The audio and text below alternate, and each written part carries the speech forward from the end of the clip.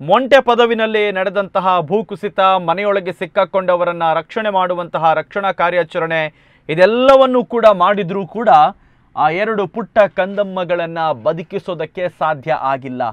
ಮಣ್ಣಿನ ಅಡಿಯಿಂದ ಹೊರತೆಗೆಯುವಂತಹ 9 ಗಂಟೆಗಳ ಸತತ ಪ್ರಯತ್ನಗಳನ್ನು ನಡೆಸಿದರೂ ಕೂಡ ಮಗು ಬದುಕಿ ಉಳಿದಿಲ್ಲ. ತಾಯಿಯ ರಕ್ಷಣೆ ಮಾತ್ರ ಸಾಧ್ಯ ಆಗಿದೆ. ಅಂದರೆ ಮಗು ಮತ್ತು ತಾಯಿಯನ್ನು ಮಣ್ಣಿನಡಿಯಲ್ಲಿ ಬಿದ್ದವರನ್ನು ಹೊರತೆಗೆಯಲಾಗಿತ್ತು, ಆದರೆ ಆ ಬಳಿಕ ಮಗು ಅಸುನೀಗಿದೆ. ಗುಡ್ಡ ಕುಸಿತ ದುರಂತದಲ್ಲಿ ಮೃತಪಟ್ಟವರ ಸಂಖ್ಯೆ 3ಕ್ಕೆ ಏರಿಕೆ ಆಗಿದೆ.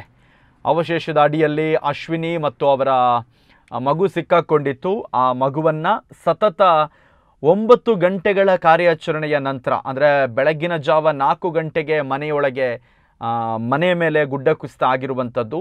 ಬೆಳಗ್ಗೆ 4 ಗಂಟೆಗಿಂತ ಮಧ್ಯಾಹ್ನ 1 ಗಂಟೆಗೆ ತನಕ ನಾವು ಲೈವ್ ಅಪ್ಡೇಟ್ ಕೂಡ ಕೊಡ್ತಾ ಇದ್ದೆವು. ಮಗುವನ್ನು ಹೊರತೆಗೆದಿದ್ರು. ಆನಂತರ ಒಂದು ಮಧ್ಯಾಹ್ನ 1:20 ಸುಮಾರಿಗೆ ತಾಯಿಯನ್ನು ಕೂಡ ಹೊರತೆಗೆಯುವಲ್ಲಿ ತಂಡ ಯಶಸ್ವಿ ಆಗಿತ್ತು. ಆದರೆ ಅಶ್ವಿನಿ ಅವರ ಬದುಕಿ ಉಳಿದಿದ್ದಾರೆ, ಆ ಮಗು ಬದುಕಿ ಉಳಿದಿಲ್ಲ. ಇಲ್ಲಿ ಉಳ್ಳಾಲ ತಾಲೂಕಿನ ಮಂಜುನಾಡಿ ಗ್ರಾಮದ ಮೊಂಟೆ ಪದವು ಹಿತ್ತಿಲುಕೋಡಿ ಕೊಪ್ಪಲದಲ್ಲಿ, ಆ ಪ್ರದೇಶದಲ್ಲಿ ಒಂದೇ ಮನೆ ಇದ್ದದ್ದು. ತುಂಬ ಜನ ಆ ಕಡೆ ಈ ಕಡೆಯವರೆಲ್ಲ ಸ್ವಲ್ಪ ಜನ ಜಾಗ ಖಾಲಿ ಮಾಡಿ ಹೋಗಿದ್ದಾರೆ. ಕೃಷಿ ಮಾಡಿಕೊಂಡು ಬದುಕ್ತಾ ಇದ್ದಂಥ ಒಂದು ಕುಟುಂಬ. ಇನ್ನಿತರ ಕೆಲಸ ಕಾರ್ಯಗಳನ್ನು ಕೂಡ ಮಾಡ್ತಾ ಇದ್ರು. ಸೊ ಗಾಢ ನಿದ್ರೆಯಲ್ಲಿದ್ದರು. ಆದರೆ ಬೆಳಗಿನ ಜಾವ 4 ಗಂಟೆಗೆ ಆ ಮನೆಯ ಮೇಲೆ ಗುಡ್ಡ ಕುಸಿತ ಆಗುತ್ತೆ. ಅದರ ಜೊತೆಗೆ ಮರ ಕೂಡ ಉರುಳಿ ಬೀಳುತ್ತೆ. ಅವಶೇಷದ ಅಡಿಯಲ್ಲಿ ಸಿಲುಕಾಕಿಕೊಂಡಿದ್ದ ಅಶ್ವಿನಿಯವರ ಮತ್ತು ಅವರ ಮಗು ನಾವು ದೃಶ್ಯಾವಳಿಯಲ್ಲಿ ಗಮನಿಸ್ತಾ ಇದ್ದೇವೆ. ಆ ಮಗುವಿನ ಶಬ್ದ ಕೇಳ್ತಾ ಇತ್ತು ಅಲ್ಲಿ ಹೋದವರಿಗೆ. ಅಶ್ವಿನಿ ಅವರು ಕೂಡ ಮಾತಾಡ್ತಾ ಇದ್ರು. ಇಮಿಡಿಯೇಟಾಗಿ ಅವರಿಗೆ ಆಕ್ಸಿಜನ್ ವ್ಯವಸ್ಥೆಯೆಲ್ಲ ಮಾಡಿ ಆನಂತರ ಅವರನ್ನು ಬದುಕಿಸುವಂತಹ ಪ್ರಯತ್ನ ನಡೆಯಿತು. 1.5 ವರ್ಷದ ಮಗು ಆಯುಷ್ ಮೃತಪಟ್ಟಿದೆ. ಅದು ಮೊದಲೇ ಮೃತಪಟ್ಟಿತ್ತು. ಆನಂತರ ಈ ಒಂದು ಘಟನೆಯಲ್ಲಿ ಕಾಂತಪ್ಪ ಪೂಜಾರಿ ಮತ್ತು ಅವರ ಪತ್ನಿ ಪ್ರೇಮ ಮತ್ತು ಅಶ್ವಿನಿ ಅವರ ಗಂಡ ಇವರೆಲ್ಲರೂ ಕೂಡ ಇದ್ದರು. ಕಾಂತಪ್ಪ ಪೂಜಾರಿ ಅವರಿಗೆ ಗಂಭೀರ ಗಾಯ ಆಗಿದೆ. ಅವರನ್ನು ಆಸ್ಪತ್ರೆಗೆ ದಾಖಲು ಮಾಡಲಾಗಿದೆ. ಗುಡ್ಡ ಕುಸಿತ ಆದಾಗಲೇ ಅವರ ಪತ್ನಿ ಪ್ರೇಮ, ಕಾಂತಪ್ಪ ಪೂಜಾರಿ ಅವರ ಪತ್ನಿ ಪ್ರೇಮ ಅಂದರೆ ಮಗುವಿನ ಅಜ್ಜಿ 58ರ ಹರೆಯದ ಪ್ರೇಮ ಮೃತಪಟ್ಟಿದ್ದಾರೆ.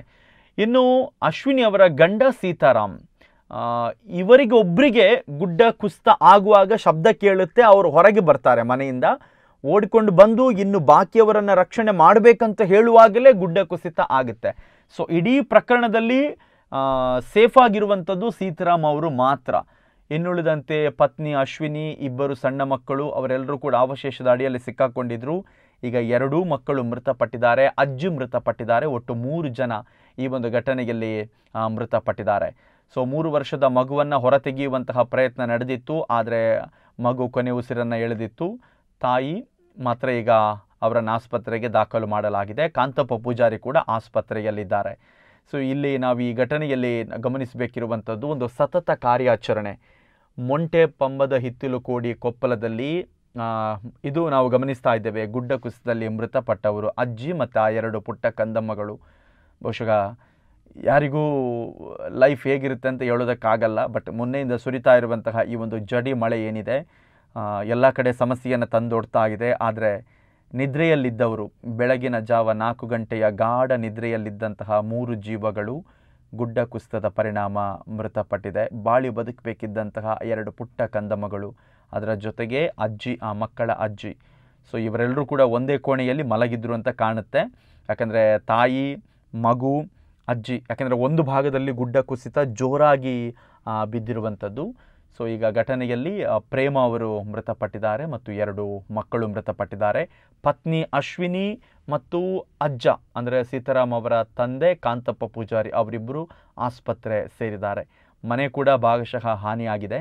ಸೊ ಇಲ್ಲಿ ನಾವು 9 ಗಂಟೆಗಳ ಸತತ ಕಾರ್ಯಾಚರಣೆಯನ್ನು ಮಾಡಿರುವಂತಹ ಒಂದು ತಂಡದವರ ಕೆಲಸ ಕಾರ್ಯವನ್ನು ಖಂಡಿತವಾಗಲೂ ಶ್ಲಾಘಿಸಲೇಬೇಕು. ಯಾಕಂತ ಹೇಳಿದರೆ ಈ ಒಂದು ಪ್ರದೇಶಕ್ಕೆ ಸಮರ್ಪಕವಾದಂತಹ ರಸ್ತೆ ವ್ಯವಸ್ಥೆ ಕೂಡ ಇಲ್ಲ. ಬೆಳಗಿನ ಜಾವ 4 ಗಂಟೆಗೆ ಇಂತಹದೊಂದು ದುರ್ಘಟನೆ ಸಂಭವಿಸಿದೆ ಅಂತ ಸುದ್ದಿ ಬಂದಾಗ ಎಲ್ಲರೂ ಅಲರ್ಟ್ ಆಗ್ತಾರೆ, ಸ್ಥಳೀಯರು, ಇವರು ಎಲ್ಲರೂ ಕೂಡ.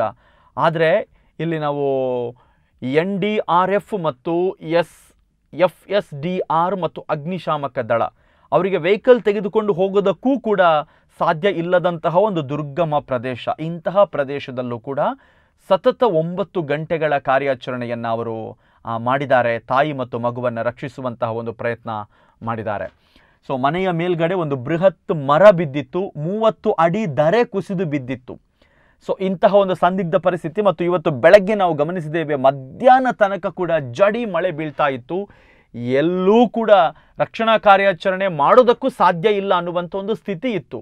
ಅಂತಹ ಜಡಿ ಮಳೆಯಲ್ಲೂ ಕೂಡ ಕಾರ್ಯಾಚರಣೆಯನ್ನು ನಡೆಸಿದ್ದಾರೆ. ಸಮರ್ಪಕ ದಾರಿ ಇಲ್ಲದ ಒಂದು ಸ್ಥಳದಲ್ಲಿ, ಅಂದರೆ ಗಾಡಿ ತೆಗೆದುಕೊಂಡು ಹೋಗೋದಕ್ಕೂ ಕೂಡ ಸಮರ್ಪಕ ದಾರಿ ಇಲ್ಲದ ಒಂದು ಪ್ರದೇಶದಲ್ಲೂ ಕೂಡ ಮಗು ಮತ್ತು ತಾಯಿಯ ರಕ್ಷಣೆಗೆ ಧಾವಿಸಿದ್ದಾರೆ. ಎಷ್ಟಂತ ಹೇಳಿದರೆ, ಮನೆಯ ಒಳಗೆ ಆ ತಾಯಿಯನ್ನು ರಕ್ಷಣೆ ಮಾಡಿ ಹೊರ ತೆಗೆದು ಬಂದಾಗ ಆ್ಯಂಬುಲೆನ್ಸ್ಗೆ ಹಾಕೋದಕ್ಕೂ ಕೂಡ ಎಷ್ಟೋ ದೂರ ಸ್ಟ್ರೆಚ್ಚರಲ್ಲಿ ಹೊತ್ಕೊಂಡು ಹೋಗಿರುವಂಥದ್ದು ಅಶ್ವಿನಿ ಅವರನ್ನು. ನಡ್ಕೊಂಡು ಹೋಗೋದಕ್ಕೆ ಅಂದರೆ ಅಲ್ಲಿ ಮಾತ್ರ ದಾರಿ ಇರುವಂಥದ್ದು, ವೆಹಿಕಲ್ ಆ್ಯಂಬುಲೆನ್ಸ್ ಮನೆ ತನಕ ಕೂಡ ಹೋಗೋದಿಲ್ಲ. ಇಂತಹ ಒಂದು ದುರ್ಗಮ ಪ್ರದೇಶದ ಸ್ಥಳದಲ್ಲೂ ಕೂಡ ಕಾರ್ಯಾಚರಣೆಯನ್ನು ಮಾಡಿರುವಂತಹ ಒಂದು NDRF ಮತ್ತು FSDR ಅಗ್ನಿಶಾಮಕ ದಳ, ಇವರೆಲ್ಲರ ಕಾರ್ಯಾಚರಣೆಗೆ ನಾವು ಹ್ಯಾಟ್ಸ್ ಆಫ್ ಹೇಳಲೇಬೇಕು. ನೋಡಿ, ನಾವು ಗಮನಿಸ್ತಾ ಇದ್ದೇವೆ ಇನ್ನೊಂದು ದೃಶ್ಯಾವಳಿಯಲ್ಲಿ, ಒಂದು ಸೇತುವೆಯನ್ನು ದಾಟಿ ಹೋಗಬೇಕು. ಅಲ್ಲಿ ಎಲ್ಲೂ ಕೂಡ ವೆಹಿಕಲ್ ಹೋಗುವಂತಹ ಸ್ಥಳಗಳಲ್ಲ, ಅದು ಒಂಥರ ಕಾಲುದಾರಿಯ ಪ್ರದೇಶ ಅಂತ ಹೇಳ್ತೇವಲ್ಲ, ಅಂತಹ ಒಂದು ಪ್ರದೇಶದಲ್ಲಿ. ಇನ್ನು ಅಧಿಕಾರಿಗಳ ತಂಡಕ್ಕೆ ಸ್ಥಳೀಯ ಜನರು ಕೂಡ ಮಾನವೀಯತೆಯನ್ನು ಮೆರೆತಿದ್ದಾರೆ, ಸಾಥ್ ಕೊಟ್ಟಿದ್ದಾರೆ. ಬೆಳಗಿನಿಂದ ಈ ಥರದೊಂದು ಘಟನೆಯಾಗಿದೆ, ಆ ತಾಯಿ ಮಗುವನ್ನು ಉಳಿಸಬೇಕನ್ನುವಂತಹ ಒಂದು ಕಾರ್ಯಾಚರಣೆಯಲ್ಲಿ ಸ್ಥಳೀಯ ಜನರು ತಮ್ಮಿಂದಾದಂತಹ ಪ್ರಯತ್ನವನ್ನು ಕೂಡ ನಡೆಸಿದ್ದಾರೆ. ಆದರೆ ಭಗವಂತನ ಇಚ್ಛೆ ಹೇಗಿರುತ್ತೆ, ಎಷ್ಟು ಪ್ರಯತ್ನ ಪಟ್ಟರೂ ಕೂಡ ಆ 2 ಮಕ್ಕಳನ್ನು ಉಳಿಸೋದಕ್ಕೆ ಸಾಧ್ಯ ಆಗಿಲ್ಲ. ತಾಯಿ ಸೇಫ್ ಆಗಿದ್ದಾರೆ, ಅಜ್ಜ ಸೇಫ್ ಆಗಿದ್ದಾರೆ, ಮತ್ತು ಅಶ್ವಿನಿ ಅವರ ಗಂಡ ಅವರು ಸೇಫ್ ಆಗಿದ್ದಾರೆ. ಇನ್ನುಳಿದಂತೆ ಅಜ್ಜಿ ಮತ್ತು 2 ಮಕ್ಕಳು ಈ ಒಂದು ಗುಡ್ಡ ಕುಸಿತದ ಪ್ರಕರಣದಲ್ಲಿ ಮೃತಪಟ್ಟಿದ್ದಾರೆ.